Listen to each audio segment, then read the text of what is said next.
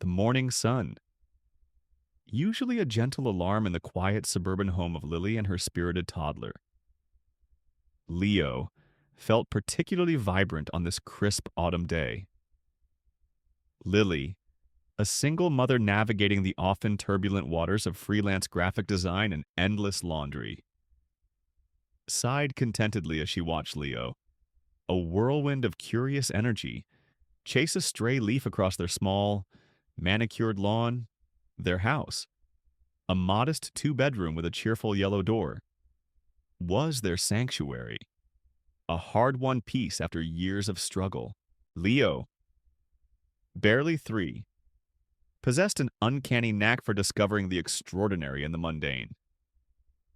Today, his attention was fixated not on the rustling leaves or the chattering squirrels, but on something just beyond the weathered picket fence that marked the boundary of their backyard. He toddled towards it, a tiny explorer on a grand adventure, his bright blue eyes wide with innocent wonder. "Mama doggy!" he squealed, his voice a pure chime in the morning air. Lily, wiping her hands on a dish towel as she stepped onto the small porch, chuckled. Another squirrel, Sweetie, or perhaps Mrs. Henderson's poodle has escaped again. She imagined a fluffy, yappy white dog, a regular visitor to their yard, but as she approached, a knot of unease tightened in her stomach. This was no poodle. Lying half hidden amongst the overgrown hydrangeas at the base of their fence was a creature of imposing size and undeniable presence. A German shepherd, its fur a rich, deep sable, lay still, its head resting on its paws. Its eyes, even from a distance, seemed to hold a profound weariness, a deep, almost human sadness. One of its front legs was bent at an unnatural angle, a dark stain blossoming on the ground beneath it. The dog was clearly injured. Lily's heart pounded.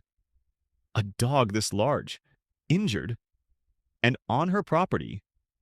Her first instinct was fear, a protective surge for Leo, who was now just inches from the motionless animal, his tiny hand reaching out tentatively. "Leo, no! Don't touch him!" she cried, rushing forward, her voice sharp with alarm.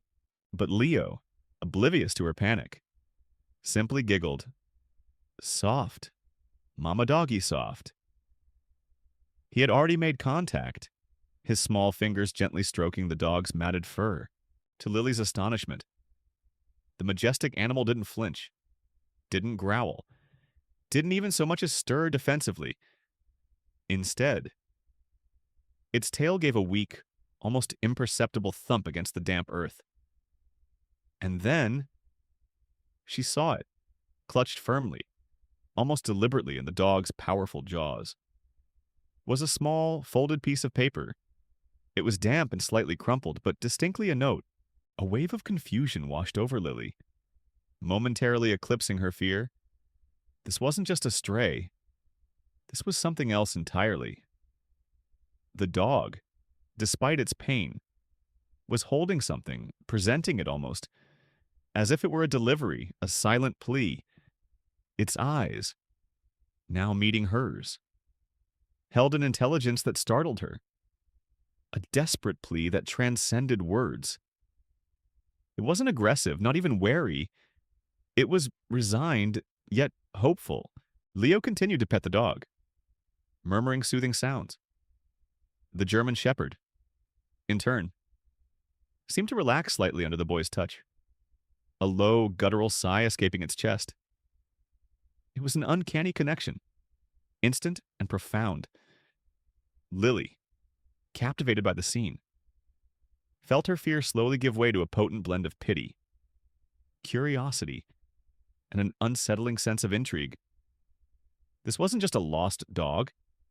This dog was on a mission, and the sodden note in its mouth was undoubtedly its key.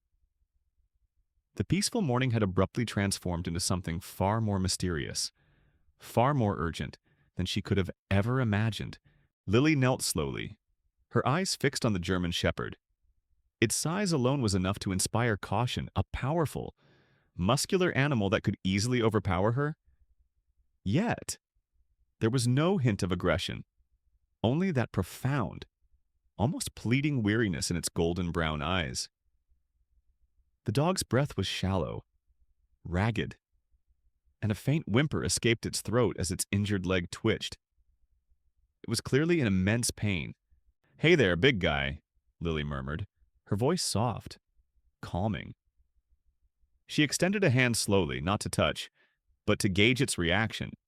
The dog's ears, initially flattened against its head, perked up almost imperceptibly, swiveling towards her voice.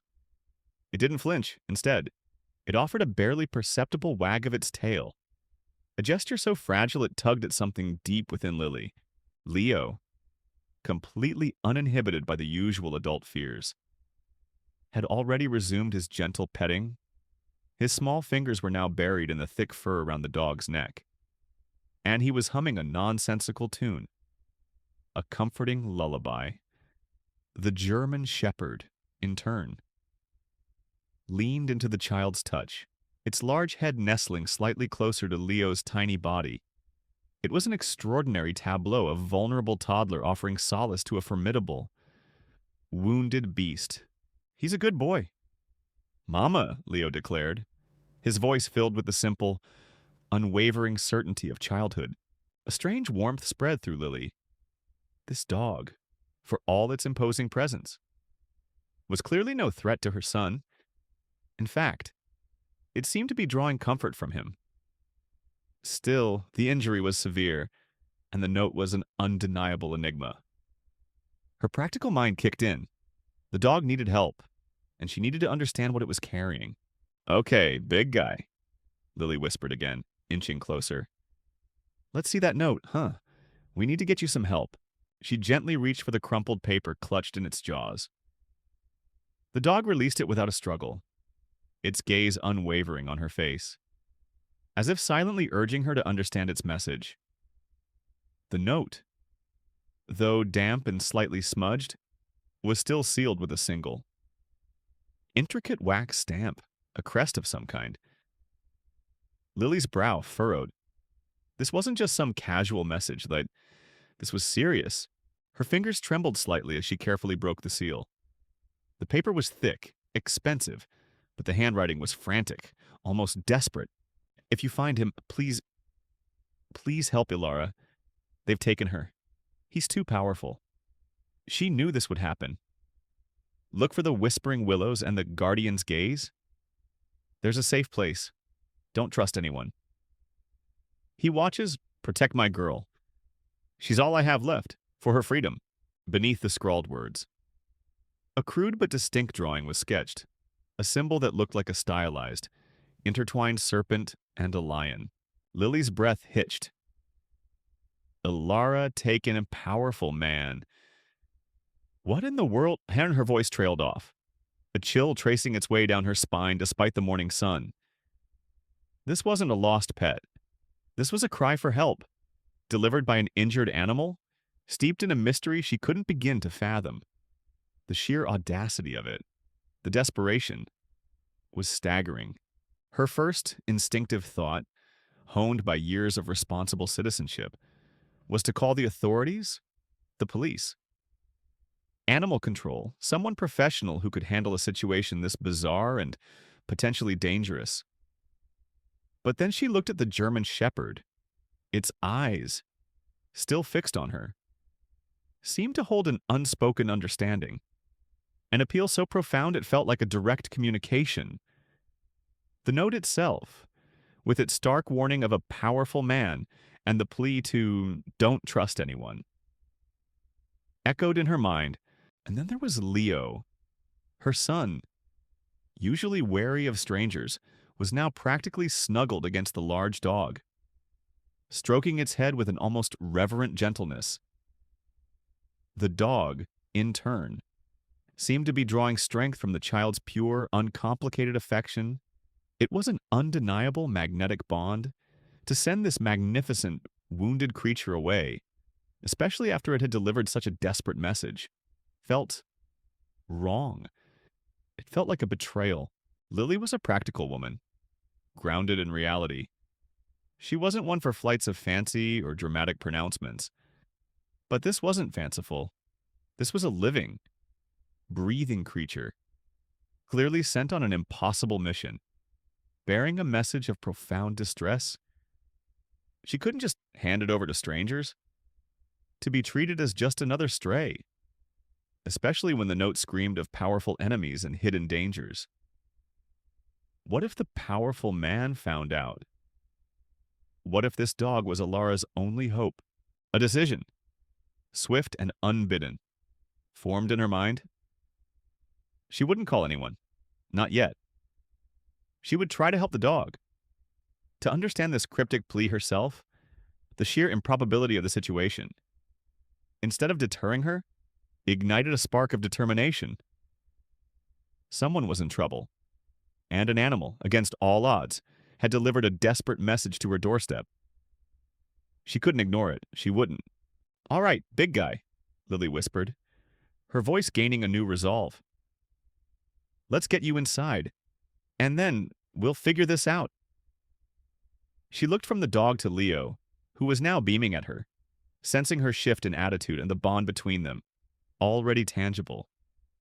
Felt like a silent, powerful endorsement. The sun continued to climb, casting long, slender shadows across the lawn, but the ordinary morning was now truly, irrevocably, extraordinary, with the injured German shepherd, now tentatively named Shadow by a delighted Leo, safely, if awkwardly, settled on a makeshift bed of old blankets in the laundry room. Lily finally had a moment to fully scrutinize the note.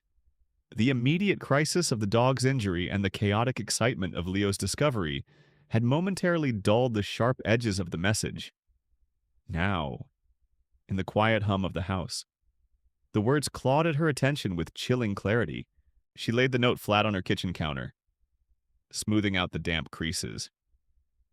The handwriting was indeed frantic, slanting wildly, as if penned by someone in immense distress and haste. But it wasn't entirely illegible. She read it again, slowly, letting each word sink in. "If you find him, please help Alara. They've taken her. He's too powerful." She knew this would happen. Look for the whispering willows and the guardian's gaze. There's a safe place. Don't trust anyone. He watches. Protect my girl. She's all I have left for her freedom. For her, and then, the crude drawing at the bottom. It was abstract, yet distinct. Two intertwined figures, one that resembled a serpent, sleek and coiled, and another, more robust, undeniably leonine, a lion and a snake. It didn't look like a child's doodle. It looked like a symbol.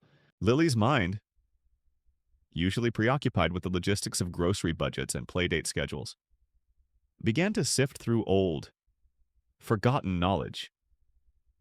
Before Leo, before the demands of single motherhood, she had been a promising art history student, fascinated by symbology and heraldry. The image on the note pricked at a distant memory, something from a dusty textbook, an obscure lecture. She grabbed her old laptop, its hinges a bit stiff, and typed serpent and lion symbol heraldry into the search bar. The results were a dizzying array of mythological creatures, astrological signs, and ancient tribal markings. Nothing quite matched. She refined her search intertwined serpent lion crest. Still nothing definitive. Frustration pricked at her. This wasn't helping Shadow, who was undoubtedly still in pain. She needed practical steps. Should she call a vet? The cost alone was terrifying, but the dog was clearly suffering. And what about the mystery? They've taken her. He's too powerful. These weren't the ramblings of a madman, not when delivered by a creature as intelligent and deliberate as Shadow seemed to be. Then, a flicker. She remembered a specific lecture on obscure European aristocratic families, often those with old money and even older secrets. She changed her search terms to reclusive aristocratic families' crests and symbols of hidden wealth. It felt like grasping at straws, yet the image of that unique crest persisted in her mind. Scrolling through pages of intricate designs, she almost missed it. A tiny, blurry image in an old digitized newspaper clipping. Part of an article about a historical society gala. The crest was part of a decorative frieze on a building. It wasn't identical, but strikingly similar, the same interwoven serpentine and leonine elements, stylized in a uniquely archaic way. The caption below the image read, "The Sterling Estate, ancestral home of the reclusive Sterling family, renowned for their vast, unquantifiable wealth and centuries-old secrets." Sterling. The name echoed in her mind. A powerful family. Reclusive. With a crest that looked uncannily like the one on the note. A cold dread began to seep into her. She clicked on the article, then another, and another. Delving deeper into the rabbit hole of the Sterling family's history, what she found sent shivers down her spine.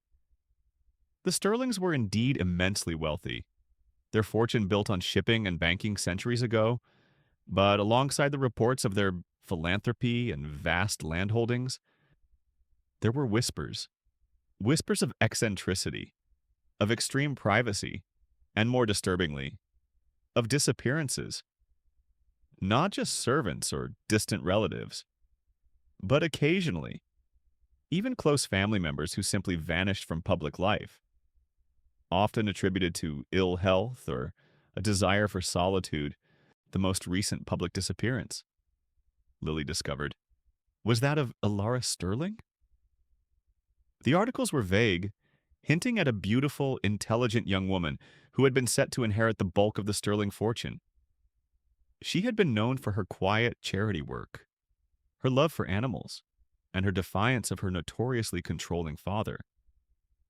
Mr. Alistair Sterling, the last official report, buried deep in archives, stated she had suffered a severe nervous breakdown and was being cared for privately. But the underlying tone of the article suggested otherwise. A sudden, unexplained withdrawal from society. A stark contrast to her vibrant public persona, Alistair Sterling. The name itself seemed to hum with implied power. He was described as a formidable businessman, ruthless and utterly devoted to maintaining the Sterling legacy and reputation. He had no other known children, no other immediate heirs. If Alara was truly unwell, it would mean her vast inheritance would fall under his complete control. The pieces began to click into place with terrifying speed. He's too powerful. Don't trust anyone. He watches... The cryptic note. The injured dog. The vanishing heiress. The controlling patriarch. The matching crest. It all coalesced into a horrifying narrative. Alara Sterling wasn't having a nervous breakdown. She was being held captive. And Shadow, this magnificent, loyal German shepherd, was her desperate attempt to reach the outside world. Lily felt a wave of nausea. She wasn't just dealing with a lost pet anymore. She was tangled in a web of abduction, immense wealth, and potentially grave danger. Her small, quiet life had been irrevocably shattered by a child's innocent discovery, and the weight of it, the terrible, urgent responsibility, settled heavily on her shoulders. She looked towards the laundry room, where Shadow lay resting.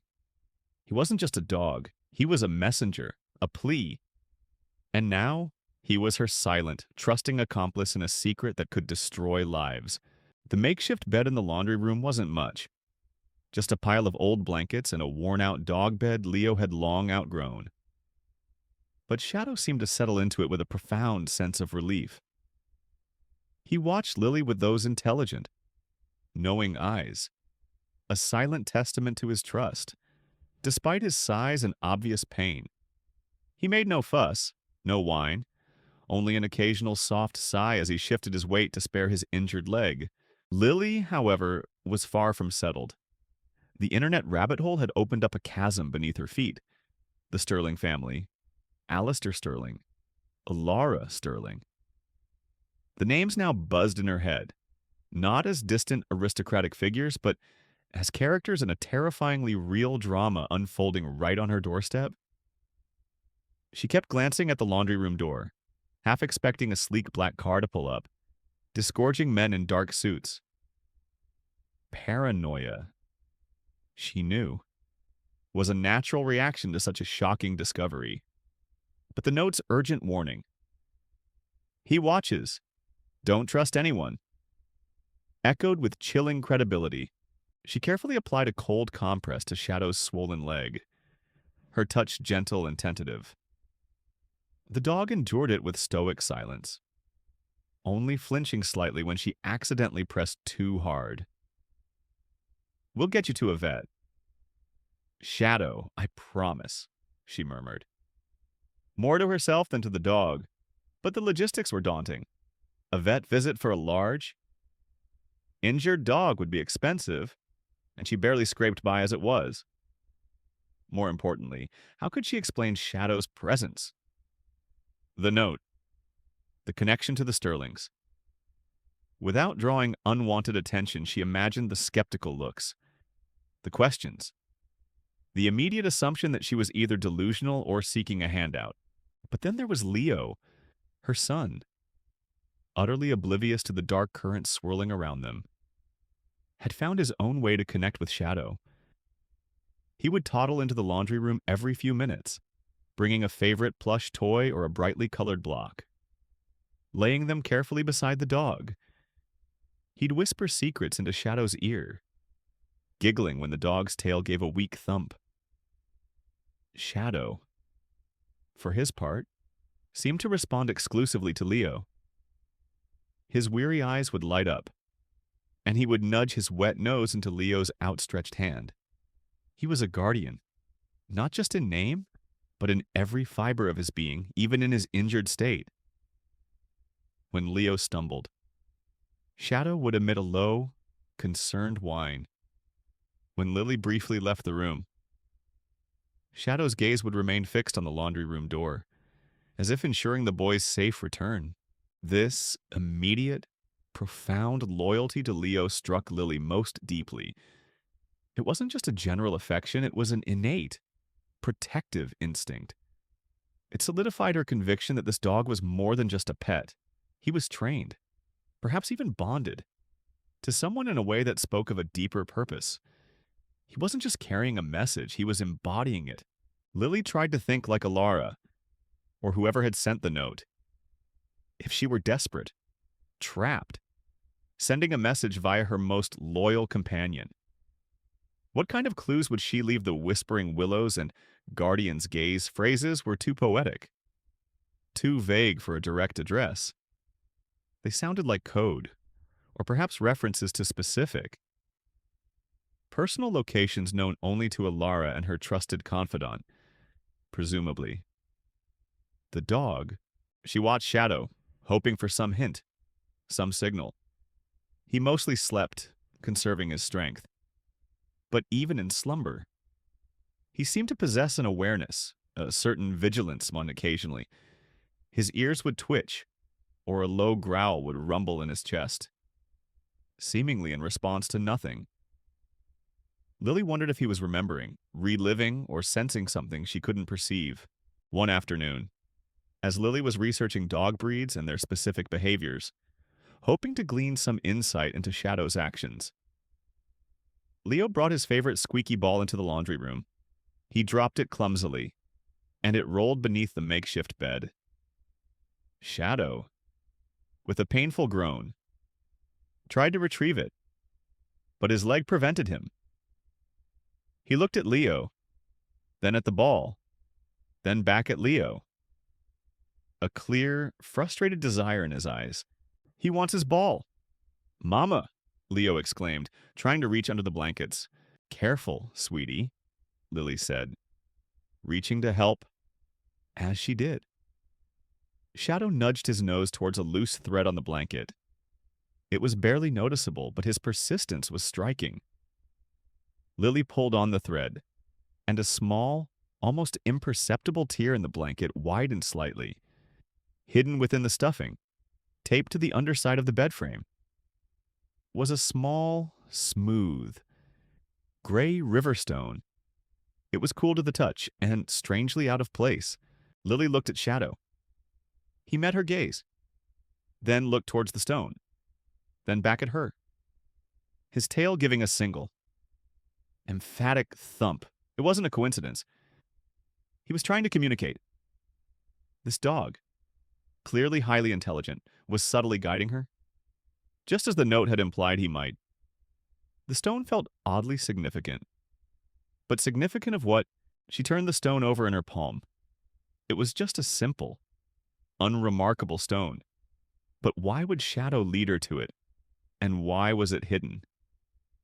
Lily's mind raced. Was it a marker? A clue Alara's message about safe place and whispering willows suddenly felt less abstract. Shadow was the missing link. The key to unlocking the secrets hidden within the note. He wasn't just a delivery dog, he was an active participant. A living, breathing guide. The realization brought a surge of both hope and trepidation.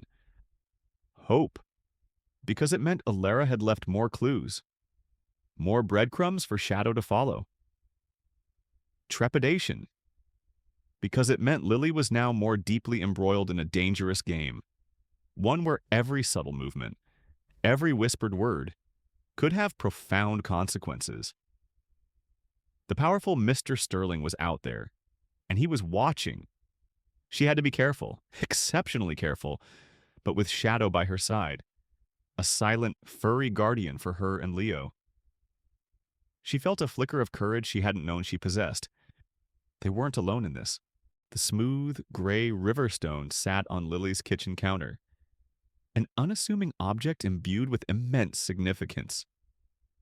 Shadow had led her to it, a clear, deliberate action, but what did it mean? She turned it over and over, feeling its cool, familiar weight. It was just a stone, yet it hummed with the silent promise of a deeper secret, her art history background. Usually a source of pleasant intellectual distraction, now felt like a high-stakes scavenger hunt. She thought back to the crest on the note, the intertwined serpent and lion. Her earlier research had yielded the Sterling family, but she needed more. There had to be a connection between that obscure symbol and the stone. And the poetic phrases whispering willows and guardian's gaze. Lily returned to her laptop, her fingers flying over the keyboard. She searched for Sterling family symbols, Sterling estate hidden features, and even Alara Sterling personal mementos. The task felt overwhelming, like finding a needle in a haystack of old money and deep-seated secrets. Then, a fleeting memory resurfaced. A lecture on specific types of private family heraldry. Crests not registered officially, but used internally within certain reclusive lineages. These weren't for public display, but for discreet marking of property, personal items, or even as secret recognition signals. The Sterling family, with their legendary privacy, fit the profile perfectly. She started looking for any connection between the Sterling family and natural elements. Willows, guardians, stones. It seemed a stretch, but if the note giver, Ilara, was desperate and relying on a highly trained dog, the clues would likely be personal, recognizable only to those deeply familiar with her life and surroundings. A long-forgotten detail from an architectural history blog about grand estates caught her eye. It mentioned that many Old English and European estates, especially those with vast grounds, incorporated symbolic elements into their landscaping and structures. Sometimes, specific trees or sculptures were named by the family for sentimental reasons, their private names becoming known only to a select few. "Whispering willows," Lily murmured aloud. Tracing the phrase on the note, could it be a specific grove of willow trees on the Sterling estate? And guardian's gaze. Perhaps a statue, a gargoyle, a specific vantage point. The Riverstone. Then might be a tangible link, something from that specific hidden place. She decided to broaden her search, instead of just the Sterling family. She looked for the general concept of secret garden symbols or estate hidden messages. It was a shot in the dark, but she was desperate for a lead. Hours passed. Leo had woken from his nap, and after a quiet play session with Shadow, was now absorbed in a cartoon. Lily sat hunched over her laptop, fueled by lukewarm coffee and a growing sense of urgency. The light outside began to fade, casting long shadows across the kitchen. Finally, a breakthrough. Deep within an archived online forum dedicated to historical estate preservation, someone had posted a question about the Sterling estate. The user mentioned an old, almost forgotten legend about the patriarch. Alistair Sterling's grandfather, commissioning a series of sentinel stones to be placed around the vast property. These stones, according to the post, were not merely decorative. They were carved with subtle, almost invisible markings, each representing a guardian of a specific part of the estate. The purpose was never officially stated, but local folklore suggested they were part of a complex system of hidden pathways, or perhaps even a private game designed by the eccentric Sterling ancestor. Lily's heart pounded. Sentinel stones, the gray river stone in her hand. Could it be one of them? The user on the forum mentioned that many of these stones had been lost or overgrown, but a few, particularly those near ancient willow groves, were rumored to still exist. She examined her stone more closely, angling it under the kitchen light. It was smooth. Yes, but now, knowing what to look for. She ran her thumb over its surface. Barely perceptible, almost worn away by time and elements, was an etched pattern. It wasn't the serpent and lion crest from the note, but something even more subtle as a series of delicate, swirling lines that seemed to mimic the growth rings of a tree. A willow tree, perhaps this was it. This was the connection. The whispering willows weren't just poetic. They were a literal place, marked by these guardian stones, and if the stone was from the Sterling estate, then Shadow had truly traveled from there, bearing not only the note but also a tangible piece of the puzzle. The implications were dizzying. Ilara, trapped within that powerful estate, had found a way to not only send her loyal dog but also to embed a crucial, physical clue in his possession. It spoke of a deep understanding of her family's eccentricities and a desperate, meticulous planning. She must have known the dog alone might not be enough. He needed a physical guide, something to lead the recipient of the note to her. The thrill of discovery was quickly overshadowed by a fresh wave of trepidation. If these stones were so secretly integrated into the estate, finding them meant going to the estate, a place controlled by Alistair Sterling, a man described as ruthless, powerful, and now, clearly, involved in the imprisonment of his own daughter. Lily looked at the note again, specifically at the warning, "Don't trust anyone. He watches." Mr. Sterling wasn't just powerful, he was vigilant, getting close to his estate, let alone trying to find a specific grove of willows and a hidden stone, would be incredibly dangerous. She was a single mother, not a secret agent. But then she thought of Shadow, limping in the laundry room, his unwavering loyalty to Leo. She thought of Ilara, a young woman perhaps trapped in suffering, her only hope resting on this incredible dog and, by extension, on Lily's willingness to act. The thought of turning back, of simply ignoring this monumental plea, felt utterly impossible. She had stumbled upon a truth too profound, an injustice too glaring.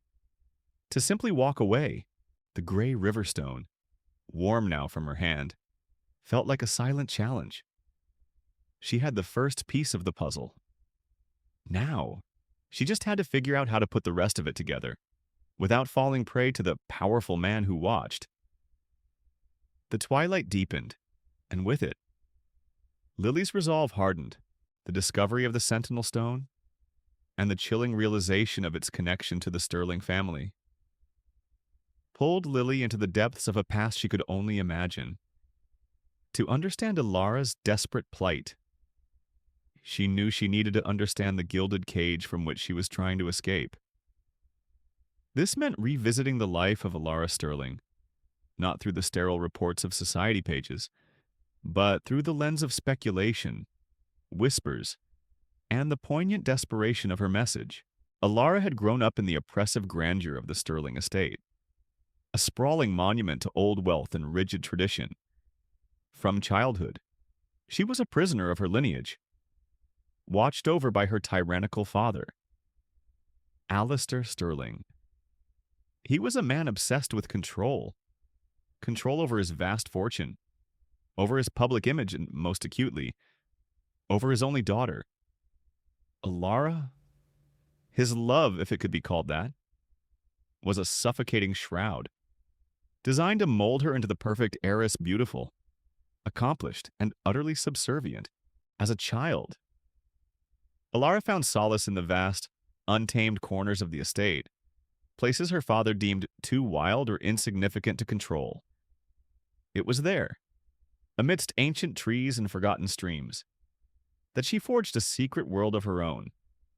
And it was there, years later, that she found Shadow. Shadow wasn't just any dog. He was a highly intelligent German shepherd, originally purchased by Alistair Sterling as a guard dog, but Alara, with her inherent kindness and deep empathy for animals, had seen beyond his intimidating facade. She had patiently trained him, not just with commands, but with a bond of trust and understanding so profound it transcended ordinary pet ownership. Shadow became her confidant, her silent observer, and eventually her most loyal protector. He was trained not just in obedience, but in subtle forms of communication, gestures, barks, nudges, a secret language born of necessity as her father's surveillance grew ever more pervasive. Alistair Sterling, a man who saw emotion as weakness and independence as defiance, had a pathological need to isolate Alara. He carefully vetted her tutors, controlled her friendships, and curtailed her travel. As Alara blossomed into a brilliant, compassionate young woman, her father's grip tightened. He feared losing control, feared that her inherent goodness would lead her to squander the Sterling legacy on frivolous charity work. Or worse, fall in love with someone outside his carefully constructed social hierarchy. He saw her inheritance not as her birthright, but as his to manage, his to wield. Alara, however, was no meek victim. Beneath her refined exterior lay a fierce intellect and an unyielding spirit. She covertly devoured books on law, finance, and human rights. Realizing the true extent of her father's manipulations, he controlled her trust funds, intercepted her correspondence, and even subtly poisoned her reputation in society circles, painting her as fragile, prone to nervous episodes, a narrative that would later serve his sinister purposes. The climax of her silent struggle came when Alara discovered her father's most egregious act of betrayal. He was planning to declare her legally incompetent, using falsified medical reports and coerced testimonies from doctors he controlled. This would effectively strip her of all autonomy, placing her entire inheritance and life into his perpetual guardianship. It was the ultimate gilded cage, a lifetime of servitude dressed up as care. Alara knew she had to act, and swiftly. Her only hope lay in someone outside her father's ironclad network. She had spent months meticulously planning her escape. Knowing the risks were astronomical, she knew her father had eyes everywhere, that his security was impenetrable. Her plan was not just to escape, but to send a message, an irrefutable cry for help that would expose Alistair Sterling's cruelty.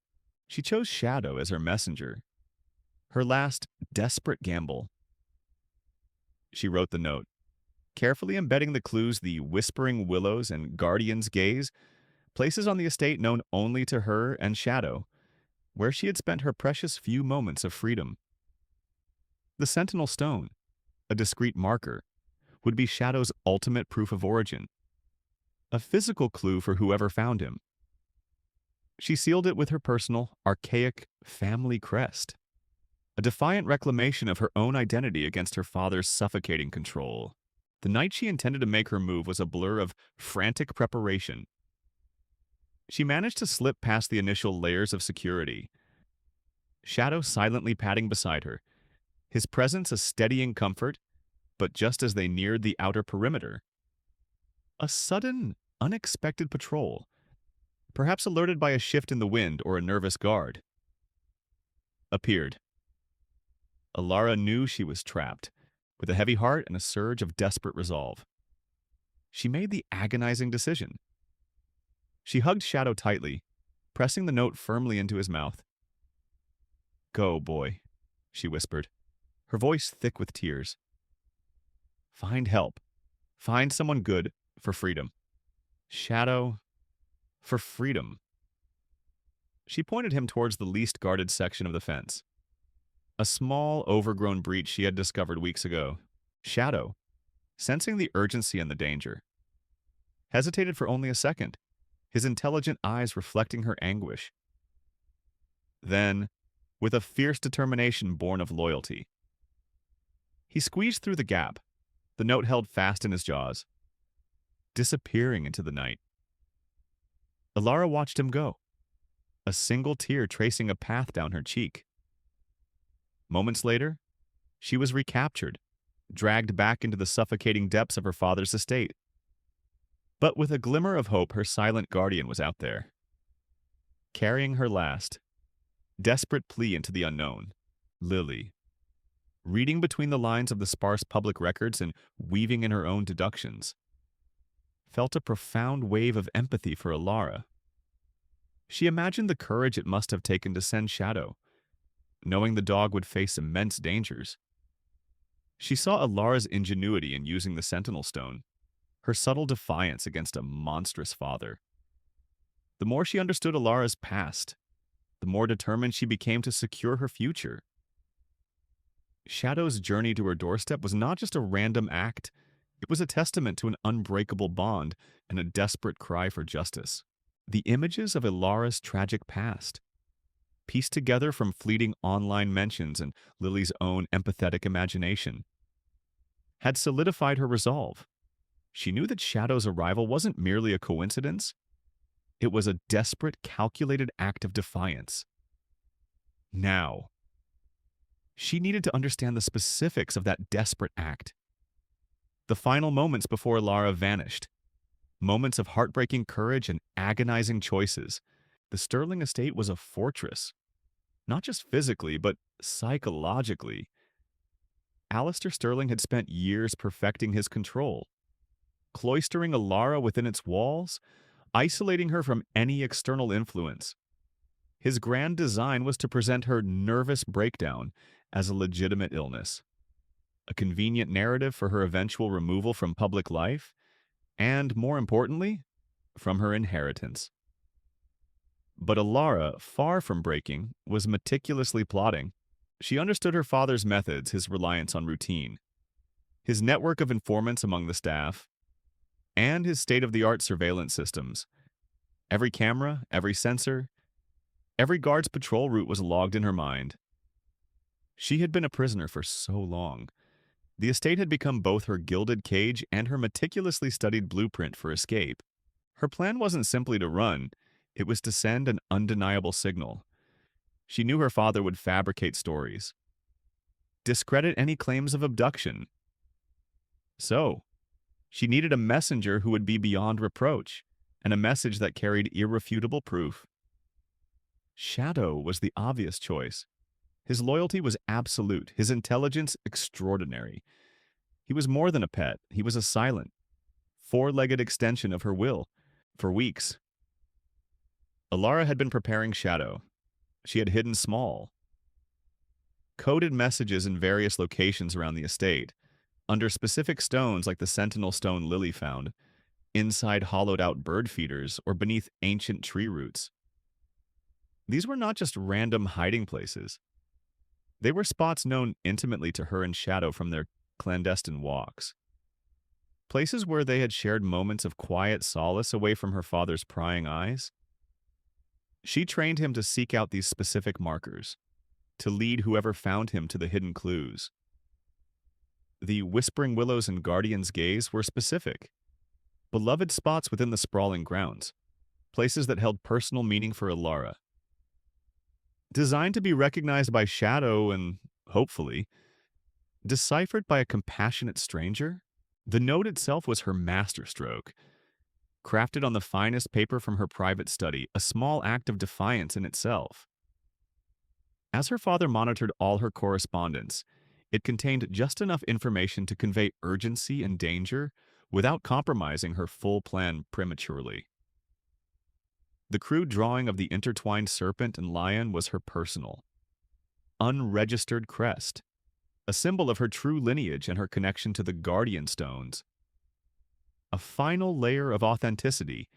The night she decided to make her move was cold and moonless, providing the cover she desperately needed. She had chosen a moment when her father was away on a rare business trip, hoping the reduced vigilance would grant her a window of opportunity. She had packed a small satchel with essentials, meticulously planning her route through the intricate gardens, avoiding the infrared sensors and motion detectors. Shadow, sensing the grave importance of the moment, moved like a silent shadow beside her. His powerful body a comforting presence. They reached the outer perimeter fence, a section that bordered an old, seldom used service road. Alara had painstakingly discovered a weakness here months ago, a section where a thick curtain of overgrown ivy concealed a loose panel in the chain link. It was small, barely wide enough for Shadow, but it was their only chance. As Alara prepared to push Shadow through, a sudden, piercing beam of light cut through the darkness. A security vehicle making an unscheduled patrol was sweeping the perimeter. Her heart lurched. Panic threatened to overwhelm her. They had been discovered. There was no time for both of them. She knew it instantly. If she tried to escape with Shadow, they would both be caught, and her desperate plan would crumble. Shadow, loyal to a fault, looked at her, his eyes wide with concern, sensing her internal struggle. "Go!" "Shadow." "Go!" she whispered urgently, her voice trembling. She shoved the damp, sealed note firmly into his mouth, making sure he had a firm grip. "Find someone good. Tell them. Tell them about Alara. Tell them about freedom." She pointed emphatically towards the barely visible gap in the fence. Shadow whimpered. A low, mournful sound. His gaze fixed on her. He didn't want to leave her. He was trained to protect her, to be by her side. But he also understood the desperate urgency in her voice, the fear in her eyes. It was a silent, agonizing farewell, with a final, desperate shove. Alara forced Shadow through the opening. He hesitated for just a fraction of a second, looking back at her one last time, a silent promise in his eyes. Then, as the security vehicle's lights grew brighter, and the distant shouts of guards became audible, Shadow plunged into the darkness, disappearing into the undergrowth on the other side of the fence. He was free, carrying her last hope. Alara didn't have time to mourn his departure.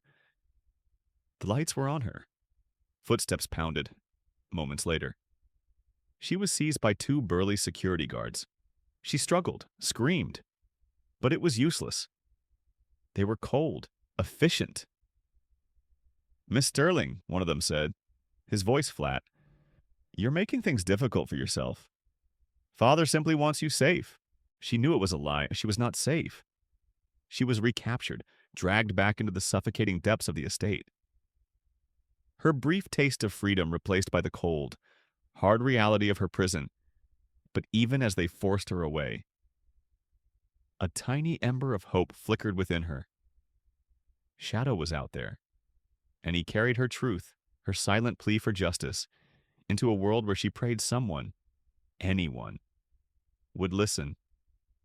Lily, sitting in her quiet kitchen, felt a profound connection to Alara, a fierce determination to ensure that her last, desperate gamble would not be in vain. The weight of her discoveries pressed down on Lily with an almost physical force. The Sterling family, their dark secrets, and the powerful, ruthless patriarch, Alistair Sterling.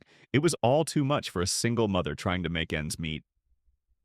She sat at her kitchen table, the silence of the evening punctuated only by Leo's soft snores from his room and Shadow's occasional sigh from the laundry area. The gray sentinel stone felt heavier in her hand now. No longer just a curious find, but a tangible link to a world of danger and injustice. Her first. Logical instinct still screamed at her to go to the police. This was a clear case of wrongful imprisonment, possibly worse. But then the note's stark warnings echoed in her mind. He's too powerful. Don't trust anyone. He watches. Alistair Sterling commanded immense wealth and influence. He could bury a story, discredit any claims, even turn the tables on her, portraying her as a deluded busybody or worse, a kidnapper of his disturbed daughter's loyal animal. She imagined the media circus, the public scrutiny, the potential legal battles she could never afford. How could she protect Leo if she became entangled in a battle against such a formidable opponent? The thought of Leo, innocent and trusting, was a powerful deterrent. She couldn't risk putting him in harm's way. Yet, the image of Alara, trapped and desperate, haunted her. She pictured the young woman sending her beloved dog, her last hope, into the unknown. Could Lily truly turn a blind eye to such a plea? Could she ignore the silent suffering of a stranger? A suffering that had landed, quite literally, at her doorstep. She walked to the laundry room, stepping carefully over Leo's scattered toys. Shadow looked up as she entered, his eyes reflecting the dim light, full of an almost painful understanding. He nudged his head against her hand, a soft whimper escaping his throat. It was a sound of gratitude, of trust, but also of unspoken urgency. He was counting on her. Alara was counting on her. Lily sank to the floor beside him, stroking his thick fur. "What do I do, boy?" she whispered, her voice barely audible. "He's too powerful. How can I fight him?" Shadow shifted, and with a surprising surge of energy despite his injured leg. He nudged his nose towards Leo's room. Then he looked back at Lily, his gaze unwavering, almost urging her. It was a silent, powerful endorsement. For Alara, for freedom, for the innocent. It was then that Lily truly understood. This wasn't just about saving Alara, it was about upholding a fundamental principle of justice. It was about proving that kindness and courage, even in the face of overwhelming odds, could triumph over cruelty and power.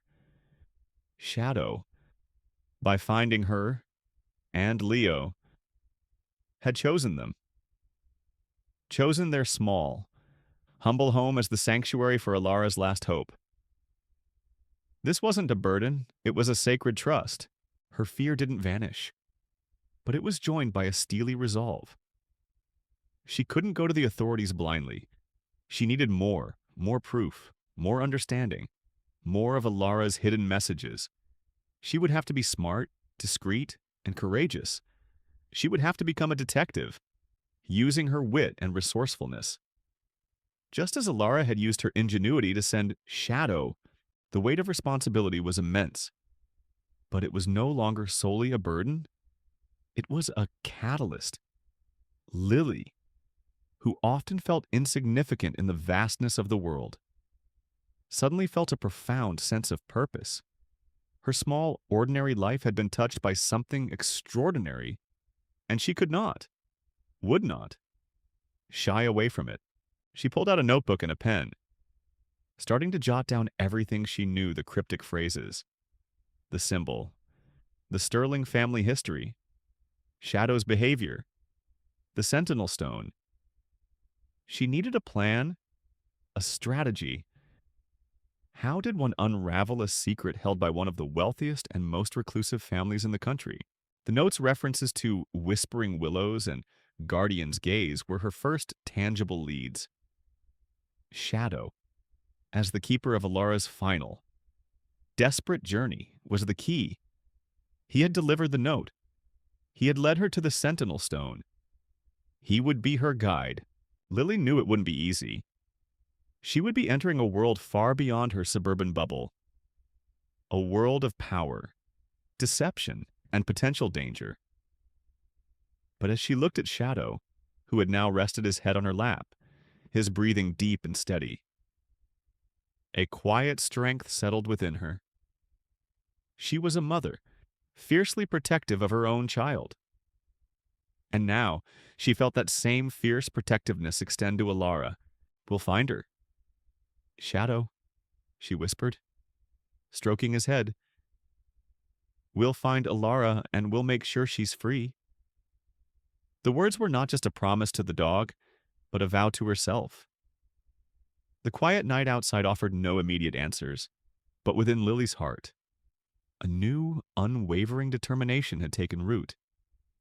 She was no longer just a struggling single mother. She was a reluctant warrior, drawn into a battle for justice, guided by an injured German shepherd and the innocent trust of her son. The ordinary had truly become extraordinary for the past few days. A quiet dread had settled over Lily's suburban routine.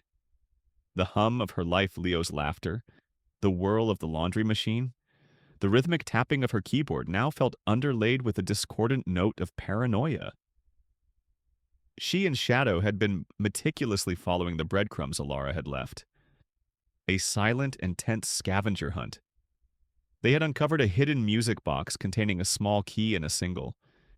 Faded photograph of a different estate entrance. Each clue deepened the mystery, but it also made the reality of their situation more terrifyingly clear. He watches. The words from the note had taken on a chilling new meaning. Lily found herself constantly glancing at her windows, her heart jumping at the sight of a passing car that lingered a moment too long. She dismissed it as nerves, telling herself that the Sterling family was too powerful and too far removed to ever notice her small. Yellow house on a quiet street. That illusion shattered on a Tuesday afternoon. Leo was napping, and Shadow lay peacefully beside him. A silent, furry guardian. Lily was in the kitchen, washing dishes, when a knock, sharp and insistent, rattled her front door. It wasn't the friendly knock of a neighbor, but the impersonal rap of a stranger. She dried her hands, her heart thumping a frantic rhythm against her ribs, through the peephole. She saw a tall, well-dressed man in a dark suit. He wasn't holding a package or a clipboard. His hands were empty, and he wore a tight, humorless expression. Lily's mind immediately went to the worst-case scenario. She didn't open the door. He knocked again, a little louder this time. "Mrs. Haas Miller," he called out, his voice smooth and professional, yet devoid of warmth. "I'm with the county water department. We've received reports of an issue in this area." Lily knew it was a lie. The county water department never sent men in suits. They never made house calls without prior notice. Her blood ran cold. She considered simply ignoring him, but then she saw his eyes, cold and sharp, darting around her yard, lingering on the small patch of disturbed earth where Shadow had first been found. He was looking for something. He was looking for evidence. Taking a deep breath, Lily opened the door just enough to speak through the crack, keeping her body a shield. "I'm sorry, you must have the wrong address," she said. Her voice strained but firm. "We haven't had any water issues." The man's lips curled into a faint, unpleasant smile. "No, that's peculiar. We have a report of a dog, a large German shepherd, seen around here recently. Sometimes they can cause damage to pipes or landscaping." His eyes narrowed slightly, focusing on a telltale tuft of sable fur snagged on the picket fence that Lily hadn't noticed. "You haven't seen a dog matching that description. Have you? A very distinctive animal, with a silver and black collar? Quite valuable, I'm told." Lily's heart seized in her chest. She had forgotten all about the collar. It was so faded, so unremarkable. She hadn't paid it any mind, but the man's precise description of its colors was a direct hit. A bullet of fear fired straight at her. This wasn't a county worker. This was one of his people. Her mind raced. 100 different lies and truths colliding. She needed to deflect to throw him off the scent. She thought of Leo, sleeping soundly in his room, of Shadow's unwavering trust. She thought of Ilara, her maternal instinct, a fierce primal force she had honed over years of protecting her son. Kicked in, a German shepherd, she asked. Feigning surprise, her tone light and dismissive. Oh my goodness, no, we haven't seen anything like that. We're very particular about keeping our yard clear. My son is allergic to a lot of things. A dog like that, I would have certainly noticed. The lie, though simple, felt like a lifeline. She was a mother, a protector, not a co-conspirator. It was a role she knew how to play convincingly. The man's cold smile didn't waver. He seemed to be weighing her words, analyzing her expression. He took a small step closer, and for a terrifying moment, Lily thought he would try to force his way in. Her hand instinctively went to the doorknob, ready to slam it shut. Well, he said slowly, if you happen to see him, it would be in your best interest to call the number on this card. He produced a small, unmarked white card from his pocket and slid it into the gap in the door. We're very eager to find him. He's an important part of a, shall we say, delicate family matter, a matter that Mr. Sterling is very keen to resolve quickly. The thinly veiled threat hung in the air like a poisonous cloud. He didn't need to say more. Lily's silence was her only defense. She took the card, her fingers trembling slightly, and watched as he turned and walked with a steady, unhurried pace to a black sedan parked a few houses down. It was a brand and model she didn't recognize, and it slipped away as silently as a ghost. As the car disappeared, Lily slammed the door shut, locking it with a frantic click of the deadbolt. Her breath came in ragged, shaky gasps. She leaned against the cool wood, her legs feeling like jelly. He knew. He knew the dog was here, or at least he suspected it was nearby. The search was no longer a vague, distant threat. It was active. It was here. She stumbled to the kitchen, clutching the anonymous card in her hand. On the front, there was only a phone number. On the back, a small, stark message. A friend in need is a friend indeed. Don't be a fool. Her blood ran cold again. The message wasn't a warning, it was a promise of consequence. This wasn't a simple inquiry, it was an interrogation, a test. She had passed, but by the thinnest of margins. She had lied. And it had worked. For now, she walked into the laundry room, her eyes finding shadows. The magnificent dog looked up at her, a low, questioning growl rumbling in his chest, as if sensing her distress. He hadn't made a sound during the whole encounter, his training holding true. He was a sentinel, a protector. Lily knelt down and wrapped her arms around his neck, burying her face in his fur. The fear that had been building inside her finally erupted, not in tears, but in a quiet, simmering resolve. She looked at Leo, sleeping peacefully, and then at Shadow. This wasn't a game.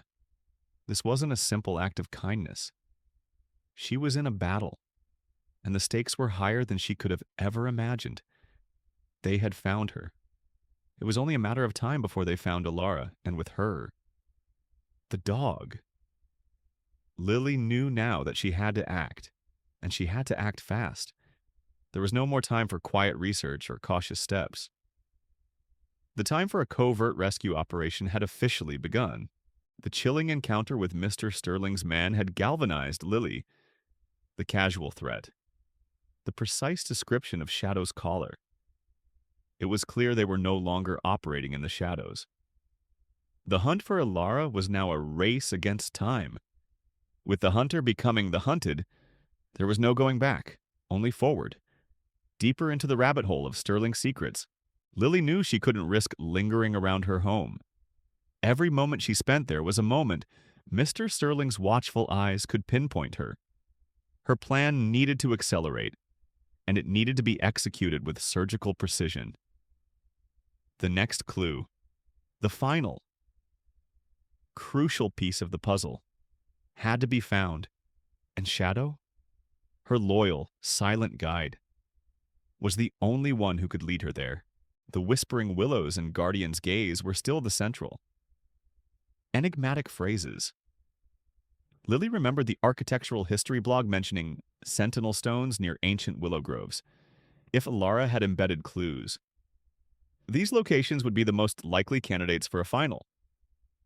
Decisive message. But how to get to the Sterling estate without being detected? She spent a sleepless night researching. Not just the Sterling family, but the sprawling geography of their property. The estate was vast, surrounded by high walls, security cameras, and private patrols. It bordered a dense, old-growth forest to the west and a winding river to the east.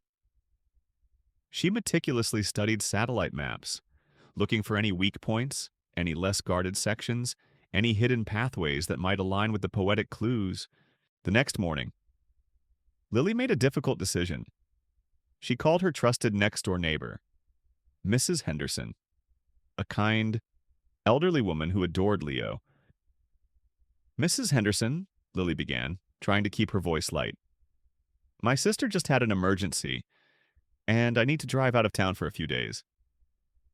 Would you be able to watch Leo for me?" She hated lying, but protecting Leo was paramount. She couldn't take him on what was undoubtedly a dangerous reconnaissance mission. Mrs. Henderson, ever obliging, readily agreed, promising to spoil Leo with cookies and stories, with Leo safely at Mrs. Henderson's. Lily turned her attention to Shadow. "Okay, boy," she murmured, stroking his head. Show me. Show me where she wants us to go." She packed a small backpack with essentials water, snacks, a first aid kit, her laptop, and a spare phone. She also took a small, powerful pair of binoculars she used for birdwatching. They left the house just before dawn, Shadow limping slightly but moving with a renewed sense of purpose. Lily had bundled him into the back of her modest sedan, covering him with a blanket to avoid drawing attention. She drove towards the countryside, away from the suburban sprawl, the city lights fading in her rearview mirror. The Sterling estate, according to the maps, lay nestled deep within a private nature preserve, miles from any main road. After an hour of driving, the paved roads gave way to narrow, gravel tracks. Trees grew denser, their branches interlocking overhead, creating a tunnel of emerald green. Lily parked her car several miles from the estate's official entrance, opting for a remote access point she'd identified on the satellite maps, a neglected old logging trail that snaked through the bordering forest. "All right, Shadow," she whispered, opening the trunk. "Time to be our guide." Shadow, as if understanding the gravity of their mission, emerged from the car with a surprising surge of energy. He took a moment, sniffing the air, then nudged Lily's hand and began to lead the way, his tail giving a single, purposeful wag. He didn't race ahead, instead. He moved at a deliberate pace, occasionally stopping to sniff the ground, his ears swiveling, his instincts sharply attuned. They hiked for what felt like hours, deeper into the ancient woods. The path was overgrown, rarely used, confirming Lily's suspicion that it was a blind spot for the estate's primary security. The air grew cooler, imbued with the scent of pine and damp earth. Lily's leg muscles burned, but she pressed on, driven by the unwavering conviction that they were on the right track. Finally, as the sun began to climb higher, filtering through the dense canopy, Shadow stopped. He let out a low, soft whine and nudged Lily's hand, then looked towards a clearing ahead. There, bathed in dappled sunlight, stood a cluster of magnificent, ancient willow trees. Their long, weeping branches drooped almost to the ground, creating a secluded, ethereal grove. The whispering willows. Lily's heart pounded. This was it.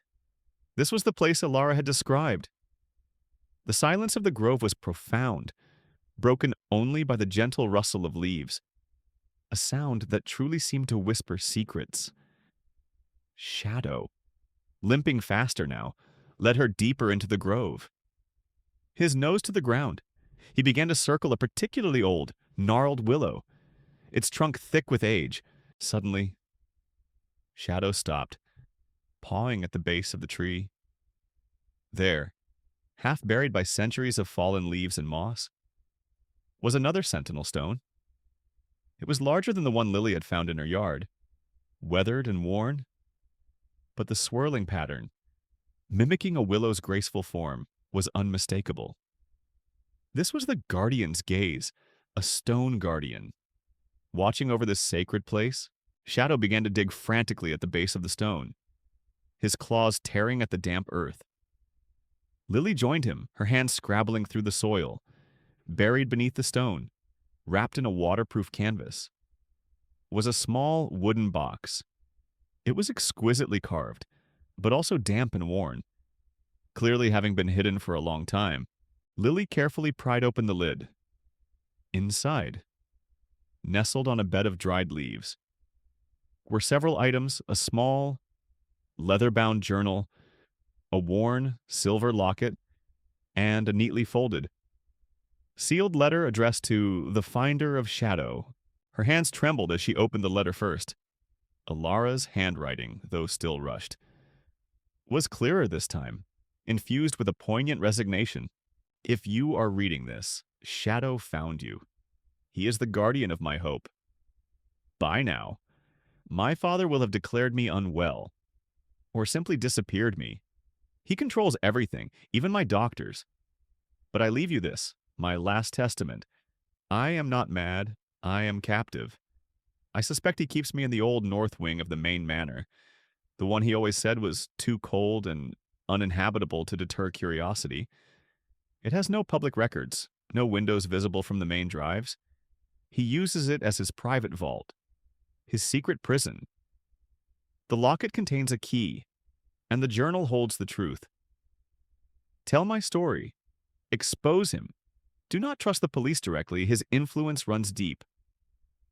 Find a journalist, someone independent, who cares for justice, or a small, quiet agency. Protect Shadow. He is my heart. Lily's eyes blurred. The full horror of Alara's situation crashed down on her. The North Wing. A private prison. The depths of Alistair Sterling's cruelty were truly unfathomable. But there was also a glimmer of fierce hope. Alara was alive, and she had provided the critical, final piece of information. She opened the small journal. The first few pages were filled with Alara's elegant script, chronicling her father's escalating control, his psychological abuse, his meticulous plans to declare her incompetent. It was a harrowing account, detailing false diagnoses, manipulated staff, and a systematic dismantling of her life. The later entries described her desperate planning, her training of Shadow, and her agonizing decision to send him away. It was irrefutable proof, a chilling indictment of Alistair Sterling.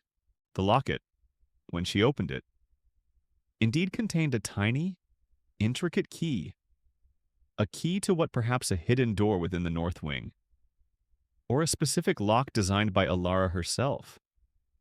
Lily carefully tucked the items back into the box. Her mind buzzing, she had the location.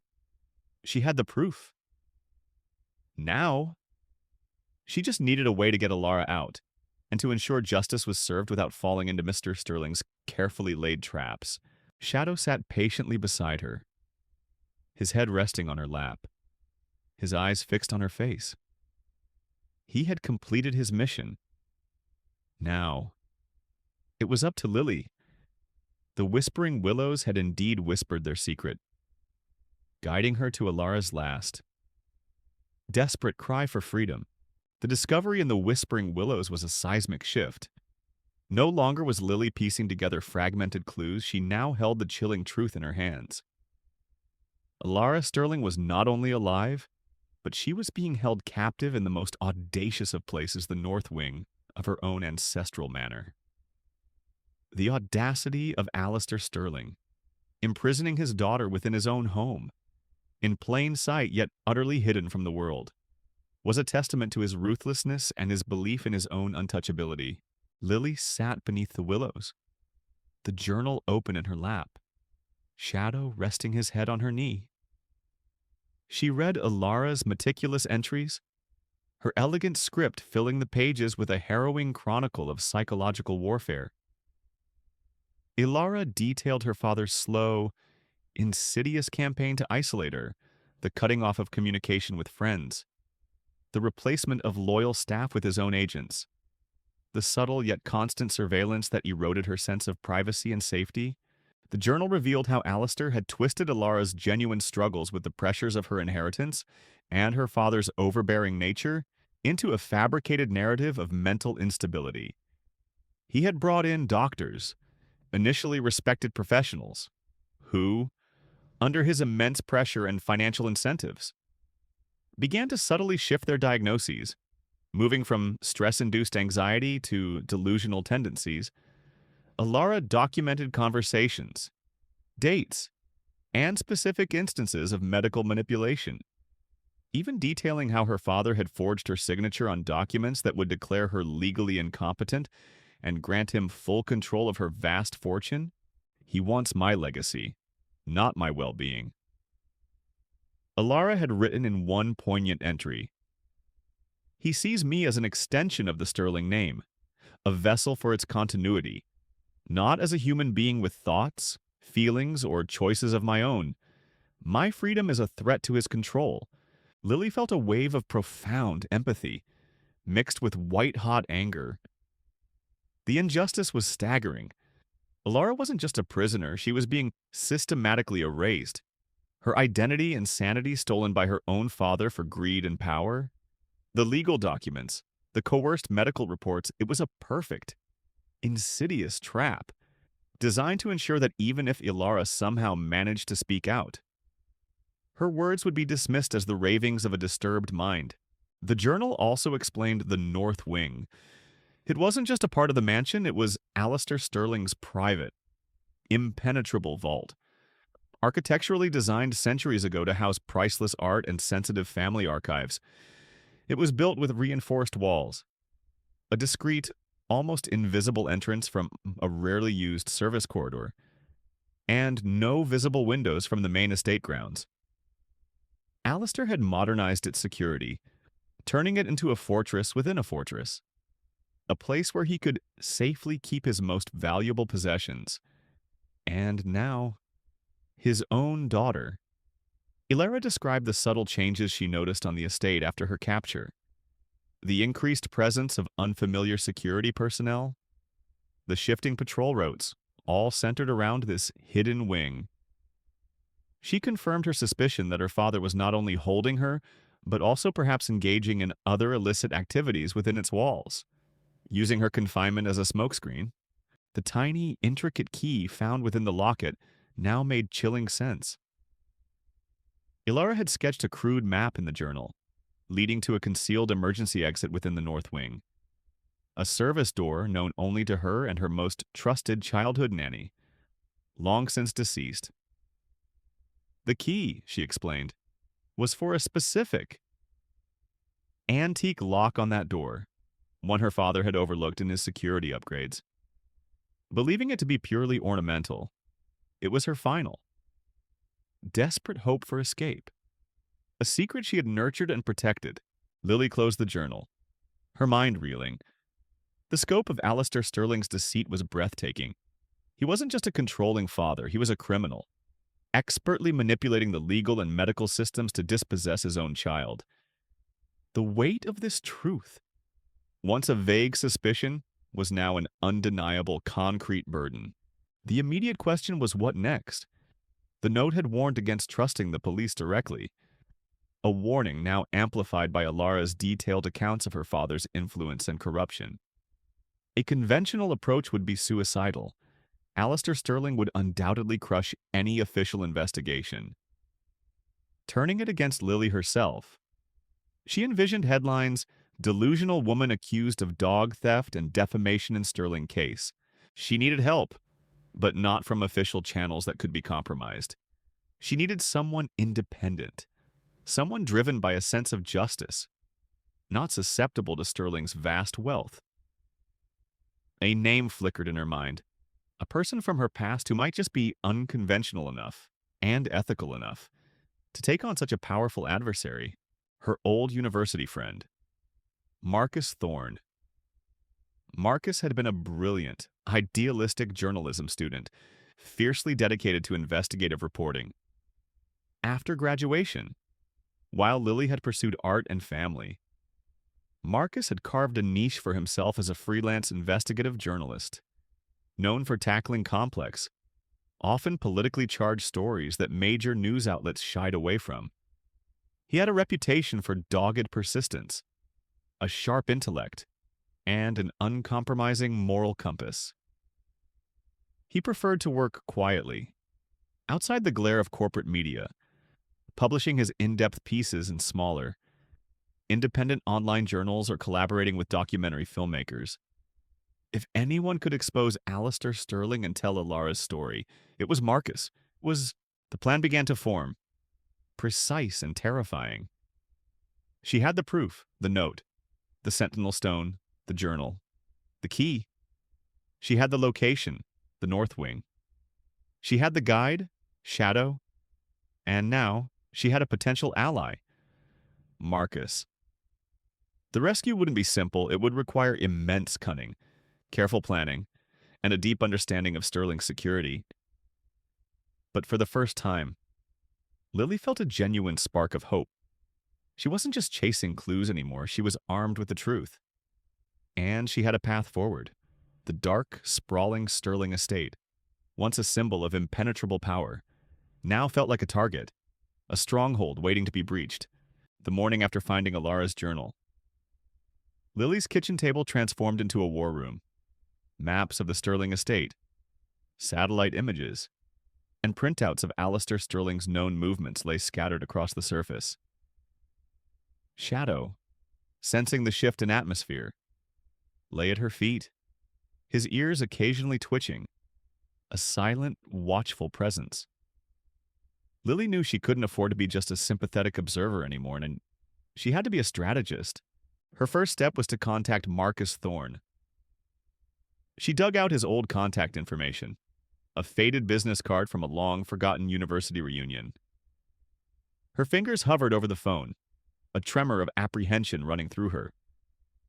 Marcus was an investigative journalist. Yes, but this was beyond a story. This was a rescue mission, with immense personal risk. Would he believe her? Would he dismiss her as another conspiracy theorist? She decided on an email first, carefully crafting the message. She omitted explicit details, focusing instead on a highly sensitive case involving a missing person, a powerful family, and irrefutable proof of wrongdoing.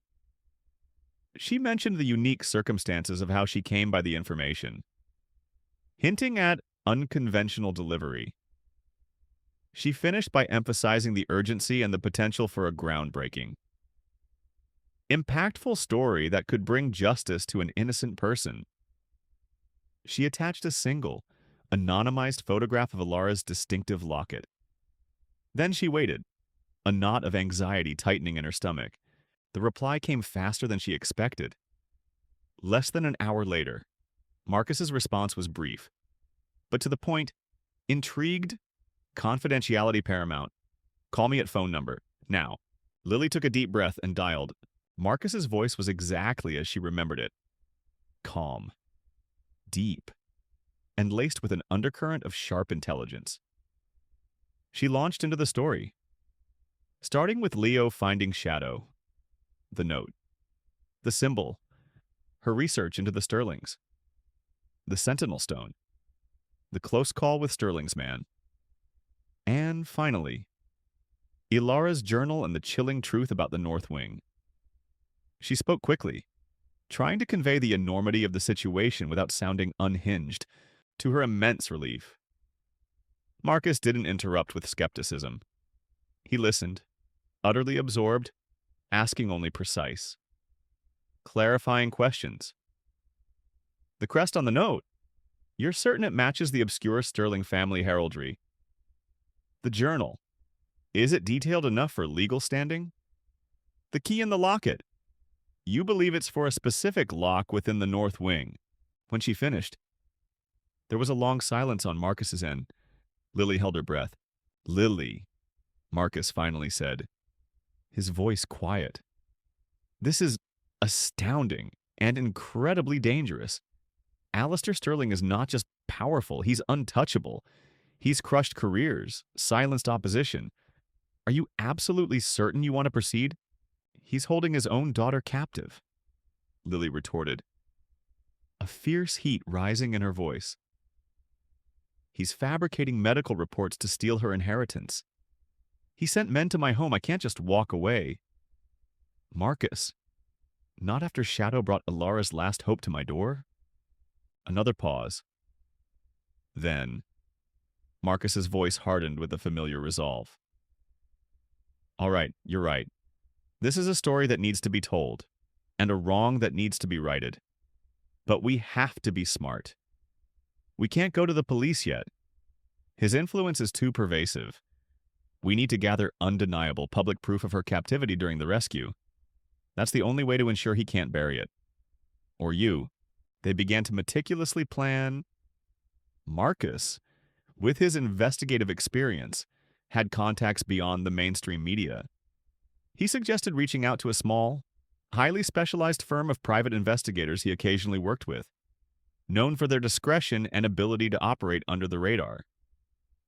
These were not government agents, but ethical professionals who could gather evidence and assist in a covert operation without immediately triggering Alistair Sterling's defenses.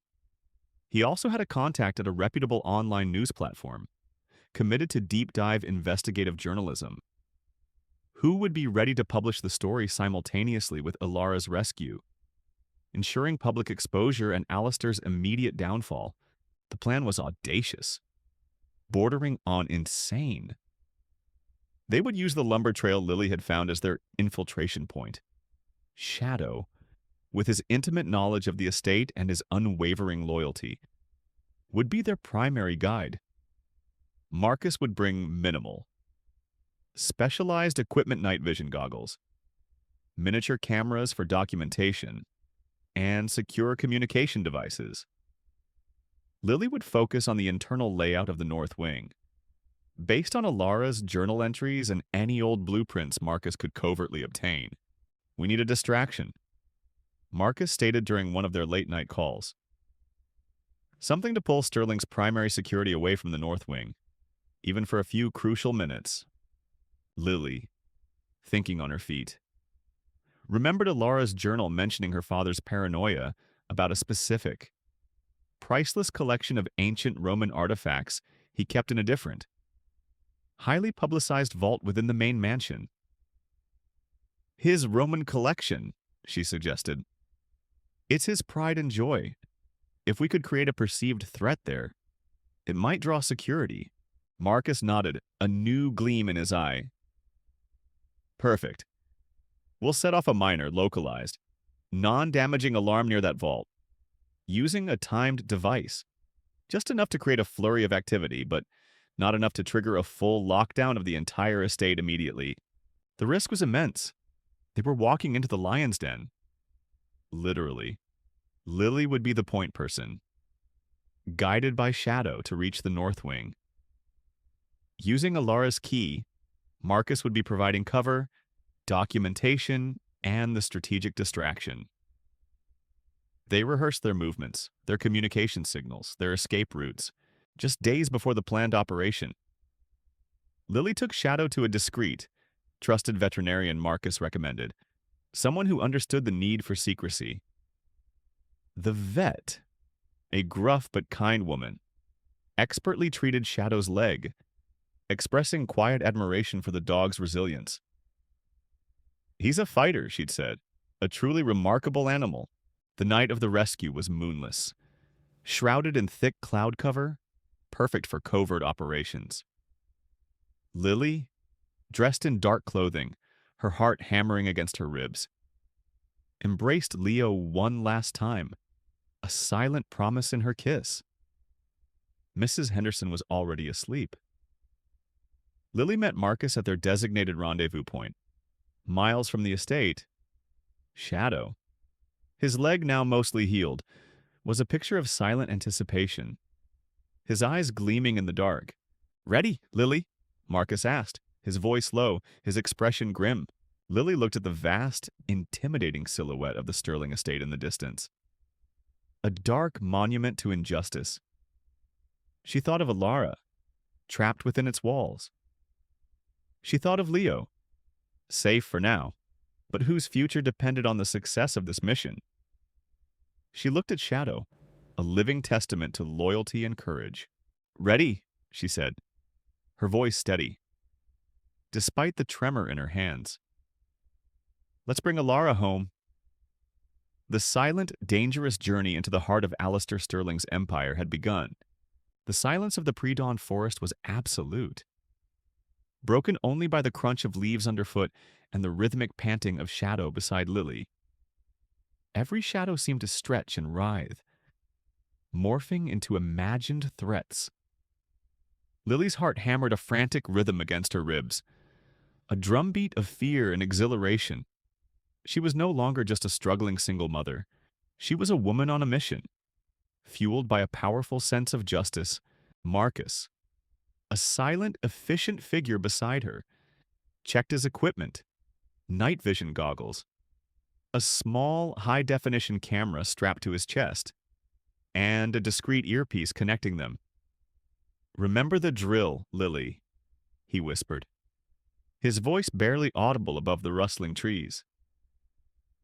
"Shadow leads you to the north wing. Find the concealed entrance Alara described. I'll get to the alarm point. Once the distraction goes off, you have a tight window. Get Alara out, get the proof, and get to the rendezvous." Lily nodded, her throat tight. She looked at Shadow, the German shepherd, his injured leg now fully healed, was a picture of focused intensity.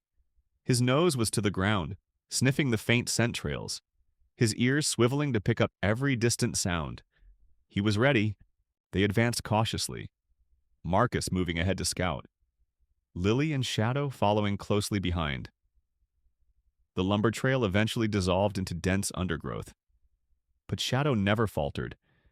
He pushed through brambles and low-hanging branches, guiding them with an uncanny sense of direction. The air grew heavy with the scent of damp earth and old stone as they neared the estate, through the night vision goggles. Lily saw the imposing silhouette of the Sterling Manor, a Gothic behemoth rising against the dark sky. Walls topped with barbed wire gleamed faintly. Security cameras, almost invisible to the naked eye, dotted the perimeter. But Shadow, with an almost supernatural precision, led them to a section of the wall shielded by an ancient, sprawling oak tree, a known blind spot in the camera's sweep. A detail Alara had meticulously noted in her journal. Marcus set up a small, timed device near the base of the tree, aiming it towards the nearest security panel. 5 minutes, he whispered. That's how long until the Roman art distraction goes off. Good luck, Lily. Be careful. Lily gave a shaky nod. You too, with a silent command from Marcus. Shadow slipped through a barely visible gap in the overgrown ivy that clung to the wall. Lily followed, squeezing through the narrow opening, the rough stone scraping her clothes. They were inside. The sprawling grounds were eerily silent, bathed in an almost oppressive darkness. Shadow immediately took the lead, a dark phantom against the faint starlight. He moved with a sense of urgent purpose, weaving through manicured hedges and past silent fountains, always heading towards the unseen north wing. Lily followed, her senses on high alert. every rustle of leaves, every distant hoot of an owl, sending a jolt of adrenaline through her. Suddenly, a piercing, electronic wail echoed across the estate. The alarm, it blared, loud and insistent, from the main manor building, precisely where the Roman art vault was located.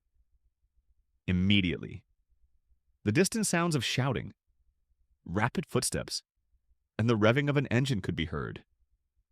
Searchlights began to sweep across the main grounds, drawing attention away from their section. The distraction was working. "Go, Shadow," Lily urged, her voice a desperate whisper. Shadow surged forward, his limp almost imperceptible in his determination. He led her around the back of the manor, past service entrances and storage sheds, until they reached a less ornate, almost forgotten section of the building. Here, hidden behind a thick stand of overgrown rhododendrons, was a single, unassuming wooden door. It was old, weathered, and looked completely out of place against the grand stone facade. This had to be it, the concealed emergency exit to the north wing Alara had described. Lily's heart pounded. She pulled the locket from her pocket, her fingers fumbling with the tiny key. It was a perfect fit. With a soft click, the old lock disengaged. She pushed the door open, revealing a narrow, dusty service corridor, lit by a single, flickering bulb. A wave of stale, musty air, tinged with disinfectant, wafted out. "Alara," Lily called softly, her voice echoing in the confined space. A faint whimper, then a low, choked sob. Lily moved quickly, Shadow darting ahead of her. The corridor led to a heavy, metal-reinforced door. It was slightly ajar. Shadow pushed it open with his nose, revealing a stark, almost cell-like room. And there she was, Alara Sterling. She was sitting on a narrow cot, her back to them, her shoulders shaking. Her usually vibrant hair was dull and matted, her clothes simple and ill-fitting. She looked thinner, fragile, a shadow of the woman Lily had seen in photographs. "Alara," Lily said again, her voice thick with emotion, at the sound of her name, and the familiar scent of dog. Alara slowly turned, her eyes, sunken and clouded with despair, widened in disbelief. And then they focused on Shadow. Shadow. Her voice was a raw, broken whisper. Shadow, unable to contain himself, lunged forward, whimpering with joy. He nudged his head against her, wagging his tail furiously, a low, happy rumble vibrating in his chest. Alara buried her face in his fur, tears finally streaming down her cheeks. Deep, cleansing sobs racking her body. "My boy," she choked out between tears. "You came back. You found someone." Lily, tears blurring her own vision, rushed forward. "He did. He found me, and we're here to get you out." Alara looked up, her gaze finally meeting Lily's, a flicker of bewildered hope in her eyes. Who are you?" "My name is Lily Miller. My son, Leo, found Shadow." Lily explained quickly. "He brought us your note, your journal. We know everything. Alara, we know what your father did." Alara's eyes widened further, a mixture of shock and profound relief washing over her face. "The journal, you found it." "Yes, and the key. We have proof. We can expose him." Lily helped Alara to her feet. She was weak, unsteady, but the spark of hope in her eyes was growing brighter. Suddenly, a harsh voice echoed down the corridor outside. "Alistair, the North Wing, I heard something. We have to go." "Now," Lily urged. She grabbed Alara's hand. "Marcus is outside. He's documenting everything. He's ready to tell your story." Alara, clutching Shadow's fur with one hand and Lily's with the other, stumbled forward. Lily used the small camera Marcus had given her, recording Alara's frail state, the stark confines of the room, undeniable proof of her captivity. Just as they reached the secret door, Loud footsteps pounded down the main corridor of the North Wing. Alistair Sterling's security was closing in. They slipped through the hidden door. Shadow, guiding them swiftly back through the dense rhododendrons. Marcus was waiting, his face grim, his camera already running. He captured the poignant reunion, the visible evidence of Alara's ordeal. "They're on to us, move!" he yelled. The escape was a desperate dash through the darkness. Following Shadow's unerring lead, back through the hidden forest paths. They could hear shouts. The distant baying of guard dogs being released. The growing cacophony of a furious Alistair Sterling realizing his prison had been breached. But they pressed on. Fueled by adrenaline and the desperate hope for freedom, they reached Lily's car, hidden deep in the remote woods. Just as the first glimmer of dawn touched the horizon, Alara, collapsing into the back seat, pulled Shadow close, burying her face in his fur. Tears of exhaustion and relief finally flowing freely. Justice was coming, and it was all thanks to a brave dog, a secret note, and a baby who made an extraordinary discovery. The escape from the Sterling estate was a blur of adrenaline and desperate hope. Lily, Alara, and Marcus, guided by Shadow, ran through the pre-dawn darkness. The sounds of shouting and distant sirens fading behind them as they plunged deeper into the wilderness. Alara, frail but resolute, drew strength from Shadow's comforting presence and Lily's unwavering support. They reached Lily's car, hidden miles away, just as the first sliver of dawn painted the sky with hues of rose and gold. A promise of a new beginning. Alara collapsed into the back seat, burying her face in Shadow's fur. Deep, cleansing sobs finally racking her body. It was the release of years of silent suffering, of stolen freedom, of desperate longing. Lily and Marcus exchanged a look, a shared understanding of the monumental injustice they had just confronted. And the long road ahead, the immediate aftermath, was a whirlwind. Marcus, with Alara's detailed journal and the camera footage he had captured, immediately contacted his trusted online news platform. The story exploded. Heiress held captive in own home. The shocking truth behind the Sterling dynasty. The journal entries, Alara's testimony, and the undeniable evidence of her captivity painted a damning picture of Alistair Sterling's monstrous greed and calculated cruelty. The public outcry was immediate and overwhelming. Alistair Sterling, once an untouchable titan of industry, found his meticulously crafted empire crumbling around him. The legal repercussions were swift and severe. The forged medical documents, the testimonies of coerced staff, and Alara's harrowing account, backed by solid evidence, left him no escape. He was arrested, charged with abduction, fraud, and a host of other crimes, and faced an unstoppable wave of lawsuits from investors and former associates whose trust he had also betrayed.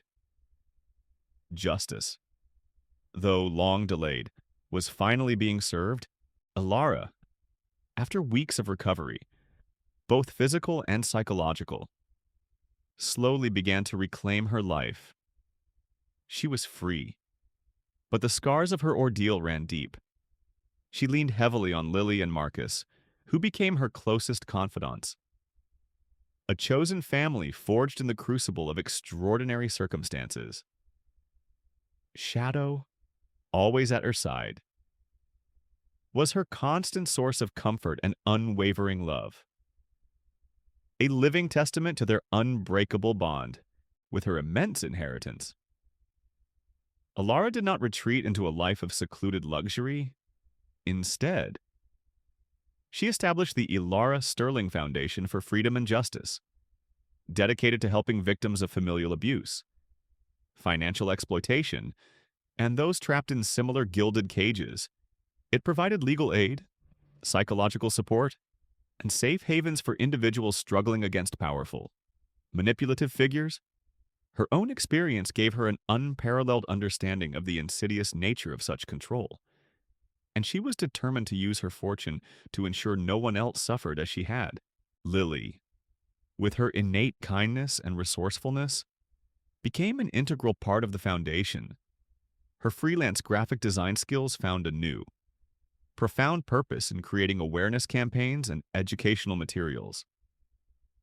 She discovered a passion for advocacy, using her quiet strength to help others find their voices.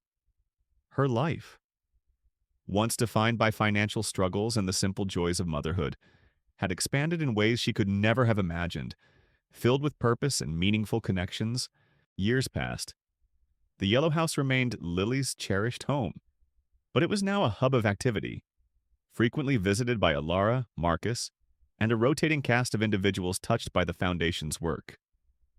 Leo, now a bright, inquisitive boy of 8, had no direct memory of the initial discovery, but he grew up knowing Shadow as his faithful companion, his silent protector, and a beloved member of their extended, unconventional family. Shadow, now older and with a slight silvering around his muzzle, lived a life of pampered contentment. He was no longer just Alara's guardian. He was the Foundation's unofficial mascot, a symbol of hope and resilience. He spent his days napping in sunbeams, chasing squirrels with renewed vigor after his leg healed, and, most importantly, always keeping a watchful eye on Leo, the little boy who had, with such innocent courage, reached out to a wounded dog and unwittingly set in motion a chain of events that brought down a tyrant and saved a life. The story of the baby who found a German shepherd with a secret note became a modern legend, shared across the internet, inspiring millions. It was a testament to the fact that kindness, even in the smallest of gestures, could ignite a firestorm of change. That justice, no matter how powerful the oppressor, would always find a way to prevail, and that the most profound connections could be forged in the unlikeliest of circumstances, leaving everyone in tears, tears of relief, of joy, and of renewed faith in the enduring power of good. Alara, Lily, Leo, and Shadow, an unexpected family, bound by courage, compassion, and an unbreakable legacy of freedom. Thanks for watching. If you enjoyed this incredible story of courage, loyalty, and justice, don't forget to hit that subscribe button and join our community. Every like and share helps us bring more inspiring tales to light. What was your favorite moment in Alara's journey to freedom? Let us know in the comments below, and while you're here, check out our other videos. There's always more to explore.